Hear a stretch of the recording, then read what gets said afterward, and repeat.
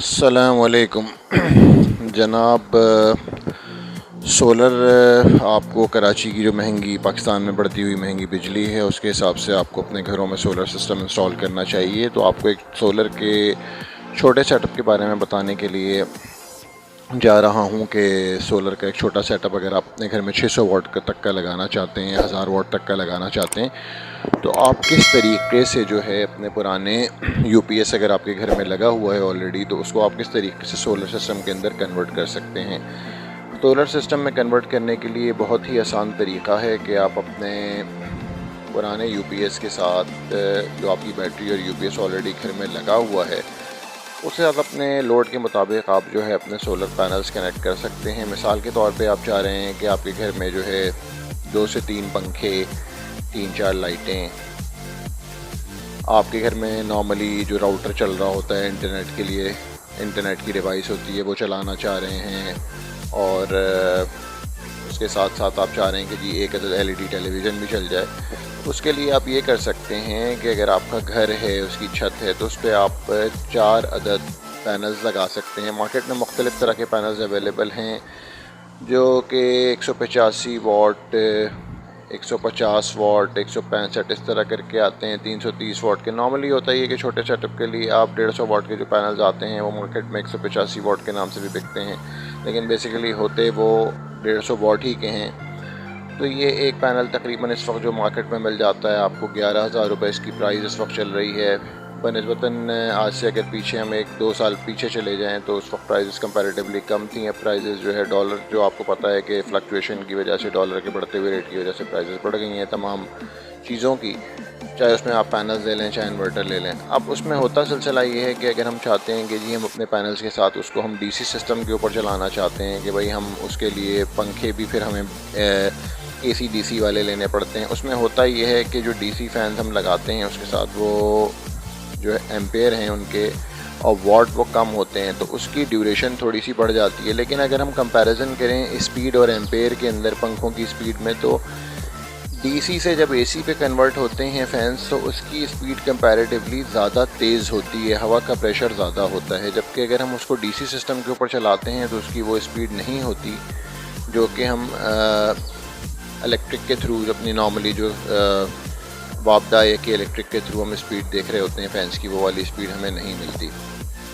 तो अगर आप चाहते हैं कि हमें वही स्पीड चाहिए और आप अपनी अप्लाइंसेस भी चेंज नहीं करना चाहते, तो एसी की अप्लाइंसेस जो आपकी ऑलरेडी पुरानी लगी हुई हैं, मकसद ये है कि जो आपके फैंस बिजली वाले लगे हुए हैं, बिजली वाली जो आपकी लाइटें लगी हुई हैं उन्हीं को चलाना चाहते हैं, तो उसके लिए फिर आपको करना पड़ता है कि आपको, अगर आपका यूपीएस जो पुराना लगा हुआ है उसके साथ आपको एक अदद कंट्रोलर चार्जर लेना पड़ता है। वो आप ले सकते हैं जनाब 30 एम्पेयर का ले लें, 40 एम्पेयर का ले लें कंट्रोलर चार्जर, वो आप लगा सकते हैं उसके साथ। वो अभी हम आपको दिखाएंगे भी कि किस तरह का कंट्रोलर चार्जर लगा हुआ होता है साथ में। और वो कंट्रोलर चार्जर आपके यूपीएस के साथ ही मकसद बैटरी के साथ कनेक्ट हो जाता है। ऊपर हमने जैसे अपने घर पे पैनल्स लगा लिए, उन पैनल से जो वायर निकल के आ रहा होता है वो आकर के आपके कंट्रोलर चार्जर के अंदर कनेक्ट हो जाता है, और कंट्रोलर चार्जर से एक बैटरी के लिए लीड्स निकल रही होती हैं, वो आके आपकी बैटरी को कनेक्ट हो जाती हैं। तो होता ये है कि जब सूरज निकलता है और सूरज की तेज़ किरणें होती हैं तो ऊपर से उसके थ्रू आपकी जो है पैनल्स के थ्रू आपकी बैटरी चार्ज होती रहती है। और वो बैटरी जो है अभी एम्पेयर भी आपको दिखाएंगे कि कितने एम्पेयर आ रहे होते हैं कंट्रोलर चार्जर के अंदर और किस तरह से चार्ज कर रहा होता है। नॉर्मली होता ये है कि जो पुराने सेटअप के साथ आपके मार्केट में मिल रहे होते हैं PWM चार्जर 2 तरह के बेसिकली आते हैं कि अगर हमने सीरीज़ में लगाना होता है पैनल्स को, तो उसके लिए हमको लगाना पड़ता है MPPT controller charger.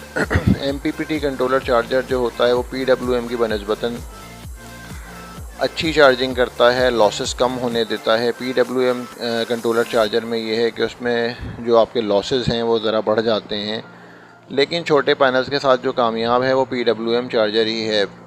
MPPT controller charger को हम बड़े पैनल्स के साथ लगा सकते हैं और उन्हीं के लिए सूटेबल होता है। तो PWM चार्जर का इस्तेमाल जो है वो ज़्यादा बेहतर रहता है। PWM चार्जर को अभी हमने लगाया हुआ, आपको दिखाएंगे भी कितने एम्पेयर किस तरह से आ रहे हैं। तो चलिए आपको जो है इसका फ़िज़िकली डेमो कराते हैं कि किस तरीके से कनेक्ट हुआ है हमारे पास।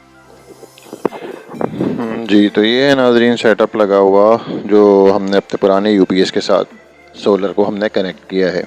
ये देखें, ये ओसाका की बैटरी लगी हुई है यहाँ पे,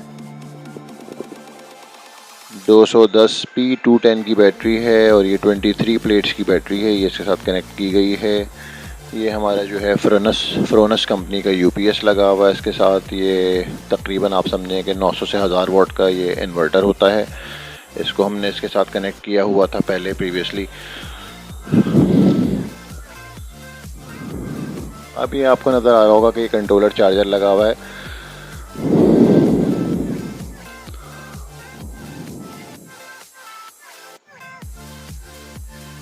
इसमें देखें जी 29.6 एम्पेयर आ रहे थे इस वक्त, और ये एम्पेयर फ्लक्चुएट करते रहते हैं। जैसे जैसे आपकी धूप जो है कम ज़्यादा होती रहती है तो एम्पेयर फ्लक्चुएट होते रहते हैं। इस वक्त ये देखें जी 2 एम्पेयर का ये लोड चल रहा है इस पर, और ये 29.6 एम्पेयर ऊपर से जो है पीवी की पावर आ रही है इस वक्त। बैटरी जो है हमारी 13.7 वोल्ट शो कर रही है इस वक्त, 16 पॉइंट वोल्ट ऊपर पीवी से आ रहे हैं। ये कंट्रोलर चार्जर है PWM लॉइन कंपनी का कंट्रोलर चार्जर, जो कि हमने इसके साथ कनेक्ट किया। इसका फ़ायदा ये होता है कि आपकी बैटरी को ओवर चार्जिंग से प्रोटेक्शन करता है, आपकी बैटरी को ओवर चार्ज होने से रोकता है। और ये इसके साथ हमने एक डीसी ब्रेकर दिया हुआ है, 32 एम्पेयर का शनाइडर कंपनी का डीसी ब्रेकर है। इससे प्रोटेक्शन ये रहती है कि आपके अगर ऊपर से कोई एक्स्ट्रा पावर आती है तो आपके कंट्रोलर चार्जर को और आपकी जो बैटरी वगैरह होती है इसको नुकसान होने से प्रोटेक्ट करता है ये। तो ये हमें कनेक्ट करना चाहिए बैटरी के साथ भी और कंट्रोलर चार्जर के साथ भी।